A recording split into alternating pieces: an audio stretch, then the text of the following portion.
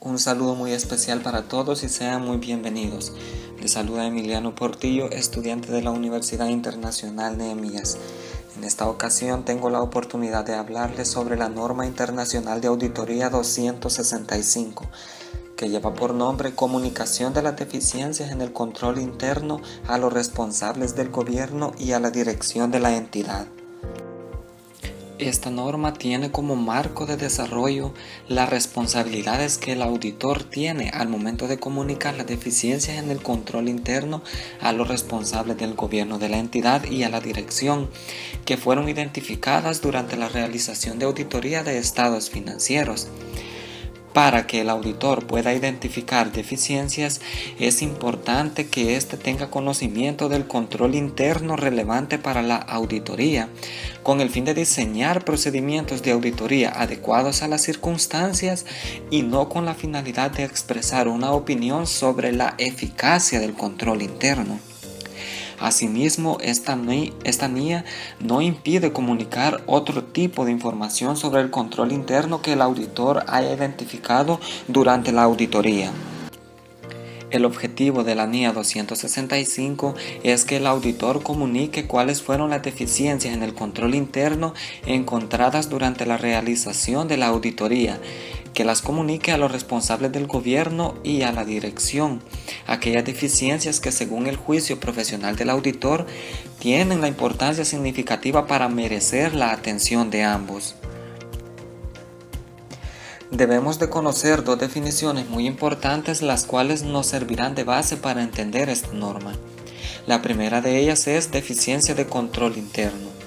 Hablamos de una deficiencia de control interno cuando no existe un control necesario para prevenir, detectar y corregir incorrecciones en los estados financieros. O bien existe un control, pero este está diseñado, se implementa u opera de una forma que no sirve para prevenir, detectar y corregir las incorrecciones.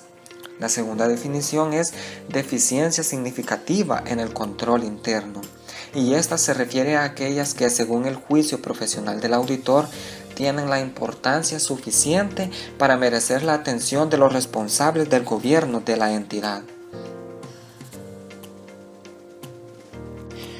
Los requerimientos que esta norma establece para la comunicación de las deficiencias se enumeran como sigue. Número 1. El auditor determinará si sobre la base del trabajo de auditoría realizado ha identificado una o más deficiencias en el control interno. Para determinar tales deficiencias, el auditor puede discutir los hechos y las circunstancias de los hallazgos con el nivel adecuado de la dirección.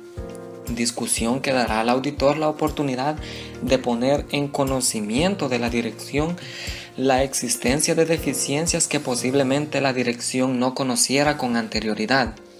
¿A qué nivel procede comunicar tales hallazgos?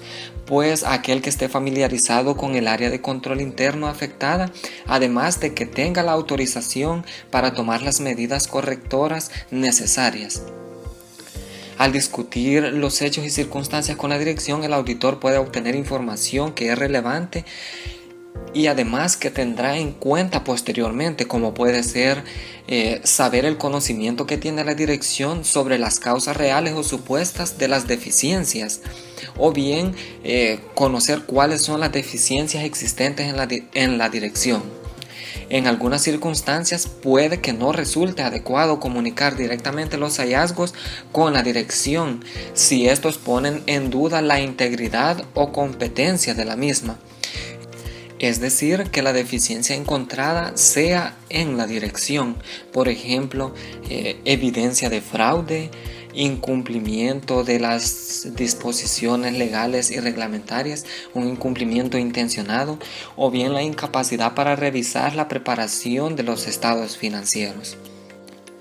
El requerimiento número 2 nos menciona que si el auditor ha identificado una o más deficiencias en el control interno, lo que prosigue es determinar si éstas constituyen deficiencias significativas. ¿De qué va a depender la significatividad de las deficiencias? Pues tenemos tres factores que intervienen. El primero es si se ha producido realmente una incorrección material.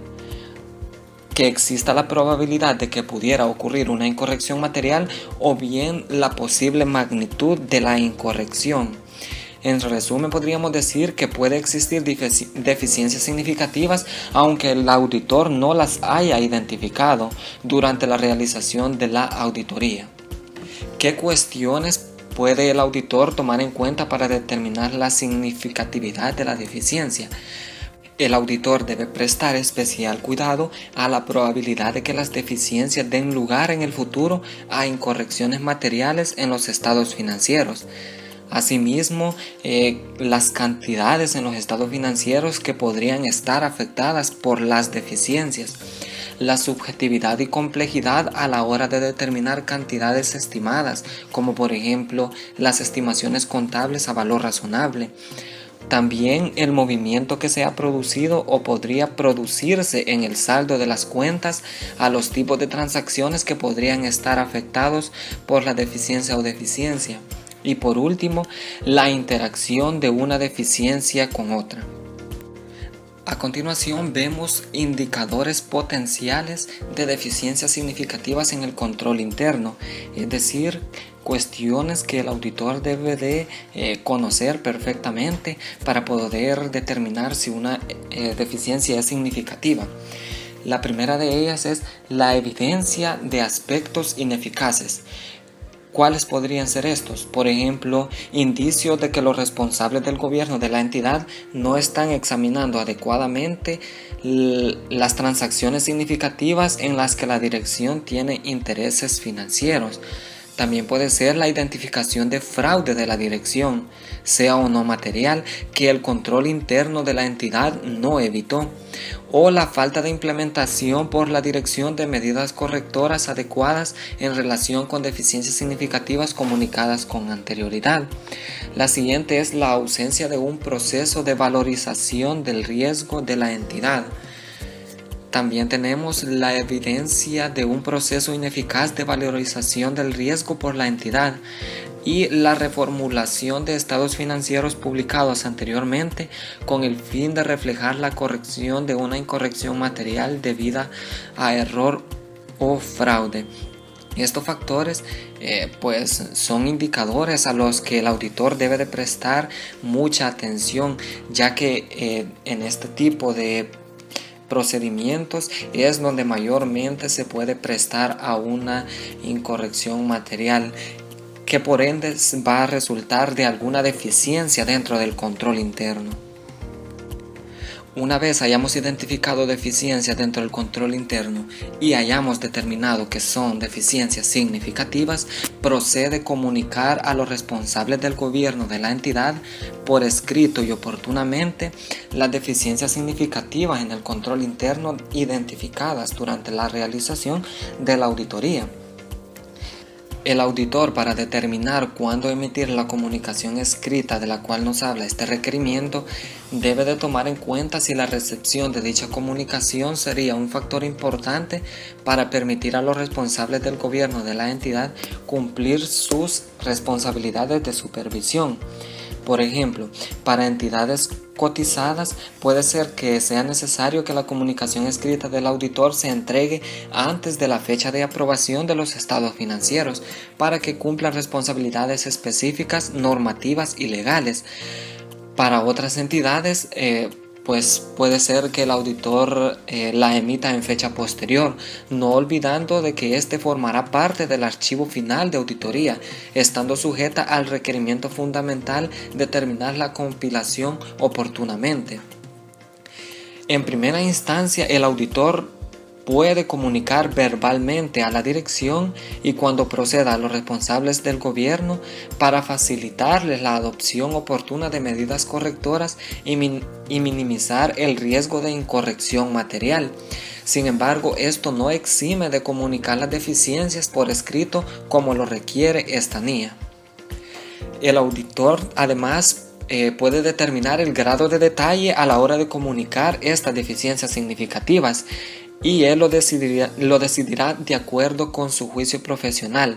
Entre estos factores puede tomar en cuenta la naturaleza de la entidad, la dimensión y complejidad de la entidad, la naturaleza de las deficiencias significativas, la composición del gobierno de la entidad, entre otras.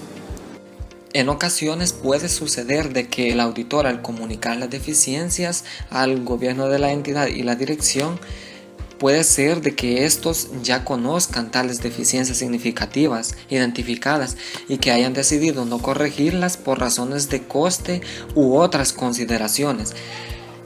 En este caso, como los responsables de evaluar los costes y los beneficios de aplicación de medidas correctoras corresponde a la dirección y a los responsables del gobierno, el auditor debe de ajustarse a tales disposiciones legales y reglamentarias especificadas por la dirección, que como bien dijimos anteriormente, esta NIA trata nada más de las responsabilidades del auditor para comunicar deficiencias encontradas. Lo demás queda a criterio del gobierno de la entidad y la dirección. Otro de los aspectos que puede suceder es de que en una auditoría anterior el auditor ya haya comunicado a las entidades del gobierno de la entidad alguna deficiencia significativa. Si esto sucede, es necesario que el auditor repita dicha acción si aún no se han tomado las medidas correctivas. Y al momento de comunicarlo, el auditor tiene dos opciones: volver a repetir la descripción de la deficiencia usada en la auditoría anterior o bien solo hacer referencia a ella. Asimismo, debe de preguntar por qué no se ha tomado dicha medida correctiva. El no actuar en ausencia de una explicación racional por parte de la dirección podría suponer una deficiencia significativa que hay que comunicar. Asimismo, el auditor puede determinar el grado de formalidad a la hora de comunicarse. Para entidades de pequeña dimensión, el auditor puede comunicarse de una manera menos formal que en el caso de las entidades de gran dimensión. El requerimiento número 4 nos menciona que el auditor también debe de comunicar oportunamente y al nivel adecuado de responsabilidad de la dirección los siguientes puntos. Lo debe de hacer por escrito, comunicar las deficiencias significativas en el control interno que el auditor haya comunicado o tenga intención de comunicar a los responsables del gobierno de la entidad, salvo que, teniendo en cuenta las circunstancias, su comunicación directa a la dirección resulte inadecuada, que como vimos anteriormente puede ser porque la deficiencia se encuentre dentro de la dirección. En todo caso, no resulta conveniente comentar a la dirección si nuestros hallazgos de deficiencia están relacionados con esta parte de la entidad. Asimismo, debe comunicar otras deficiencias en el control interno identificadas durante la realización de la auditoría que no hayan sido comunicadas a la dirección por otras partes. Cuando hablamos de un nivel adecuado de responsabilidad en la dirección, nos estamos refiriendo a quien tiene la autoridad y responsabilidad necesarias para evaluar las deficiencias en el control interno y además quien tiene autorización para adoptar medidas correctoras necesarias. En el caso de deficiencias significativas del que nos habla este requerimiento, el nivel adecuado puede ser el presidente ejecutivo o director financiero. En cuanto a otras deficiencias de control interno, puede ser la dirección operativa que participe de forma directa en las áreas de control afectada y que tenga autoridad para efectuar medidas correctoras.